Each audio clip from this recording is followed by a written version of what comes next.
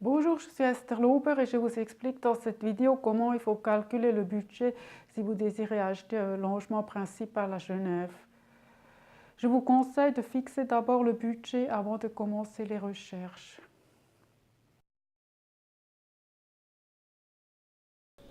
Je vous montre ici un plan financier type. Il faut avoir au moins 20% de fonds propres et au principe, vous pouvez avoir une hypothèque au premier rang à 65% et au deuxième rang à 15%.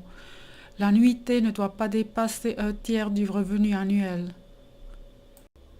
Dans cet exemple, le prix de vente est de 2 450 000, le taux hypothécaire au premier rang 2% et au deuxième rang 3% et l'amortissement est 2% par année. Au prix de vente, il faut ajouter les frais d'acquisition et les frais pour la création des cédules hypothécaires. Comme vous pouvez constater, ces frais sont importants. Les fonds propres à payer, ce sont les 20% sur les 2 450 000 plus les frais d'acquisition et les frais pour la création des cédules hypothécaires. Donc ça correspond ici à 627 200 francs.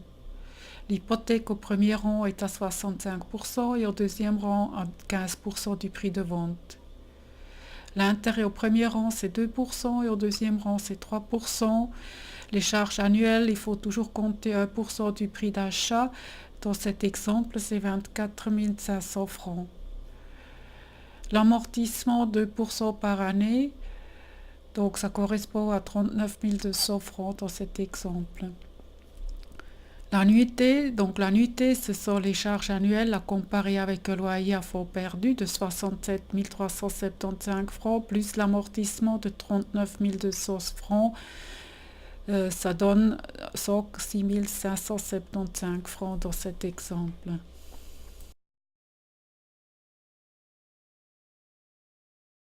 Calculez le revenu annuel selon votre contrat de travail ou calculez la moyenne du bénéfice des dernières 3 années si vous êtes indépendant. Dans notre exemple, le revenu annuel est de 110 000 francs.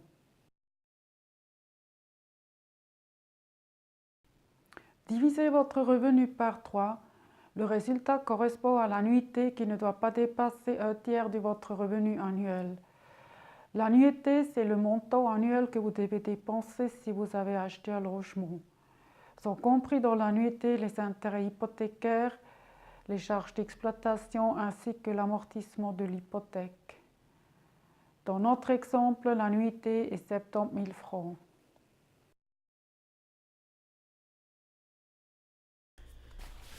Je vous montre ici comment vous pouvez calculer le prix d'achat maximum que vous pouvez mettre si vous connaissez l'annuité.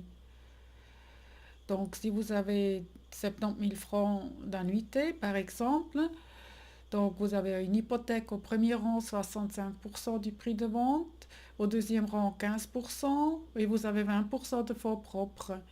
Les intérêts hypothécaires au premier rang, nous les mettons à 2% et au deuxième rang à 3%.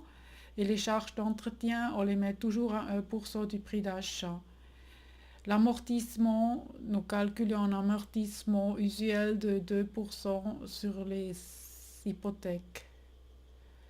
Donc le calcul se fait 70 000, donc l'annuité égale x fois 0,65 fois 0,02, donc c'est les intérêts hypothécaires du premier rang, plus x fois 0,15 fois 0,03, donc ça correspond aux intérêts hypothécaires au deuxième rang, plus x fois 0,01, ça correspond aux charges d'entretien annuelles, plus x fois 0,65 fois 0,02, c'est l'amortissement de l'hypothèque du premier rang, plus x fois 0,15 fois 0,02, ça correspond à l'amortissement de l'hypothèque du deuxième rang.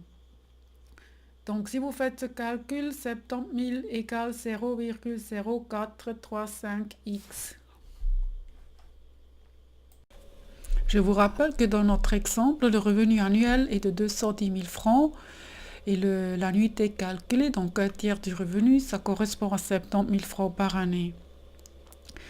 Donc avec le calcul indiqué en haut, le prix d'achat maximum se calcule 70 000, donc c'est l'annuité, divisé par 0,0435 égale 1 609 195 francs 40. Ça c'est donc le prix maximum qui devrait être affiché dans une annonce pour que vous puissiez financer votre bien immobilier. Donc sur le prix d'achat maximum calculé, il faut avoir un apport qui correspond au moins à 20% de fonds propres plus les frais d'acquisition. Donc ça correspond à 411 954 francs. Je vous ai fait le même calcul avec des intérêts hypothécaires de 3% au premier rang, de 4% et de 5%. Le taux hypothécaire au deuxième rang est en principe 1% plus élevé qu'au premier rang. Donc, si vous voyez, si le taux hypothécaire est à 3%, avec un revenu de 210 000 francs, donc avec une annuité de 70 000 francs maximum, vous pouvez acheter un bien immobilier pour un prix maximum de 1 359 223 francs. Avec un taux hypothécaire au premier rang de 4%, le prix d'achat est maximum 1 270 470 francs. Et avec un intérêt hypothécaire à 5% au premier rang, vous pouvez acheter pour maximum 1 037 037 francs. Sur le prix maximum calculé, il faut ajouter les frais d'acquisition. Je vous ai calculé un plan financier type à titre indicatif. Donc nous partons d'un prix de vente de 1 600 000 francs. Donc sur ce tableau, vous voyez les différences si vous avez 20, 30, 40 et 50% de fonds propres.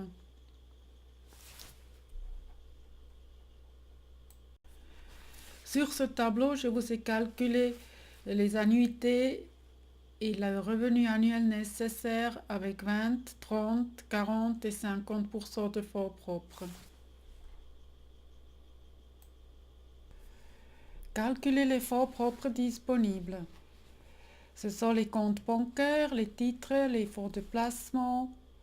Si vous désirez financer une part de votre logement par votre avoir auprès de la caisse de pension, demandez à votre caisse de vous calculer le montant disponible pour l'achat. Vous devez avoir au moins 10% de fonds propres que vous apportez vous-même. Les fonds du troisième pilier peuvent aussi être retirés et mis en nantissement. Je n'entre pas plus dans les détails dans cette vidéo.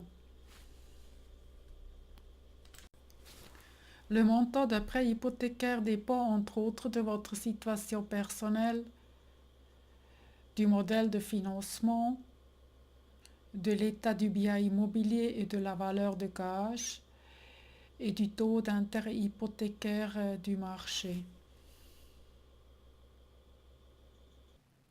Vu que la plupart des acheteurs ont suffisamment de fonds propres mais pas assez de revenus pour financer leur logement, je vous suggère de calculer d'abord le prix d'achat possible par rapport à l'annuité. Vous pouvez faire ce calcul avec des taux hypothécaires différents pour vérifier si vous pouvez aussi financer votre logement sans problème si le taux hypothécaire augmente. J'espère que je vous ai bien expliqué ces calculs. Vous pouvez aussi regarder ma vidéo Le rapport revenu-hypothèque. Sur le site internet des banques, vous pouvez faire aussi des simulations de plans financiers. Ou vous pouvez déjà aller voir votre banquier avant de commencer vos recherches d'achat. Si vous avez aimé cette vidéo, je vous prie de mettre le pouce en haut et d'abonner à ma chaîne de YouTube. Je vous en remercie. À bientôt et au revoir.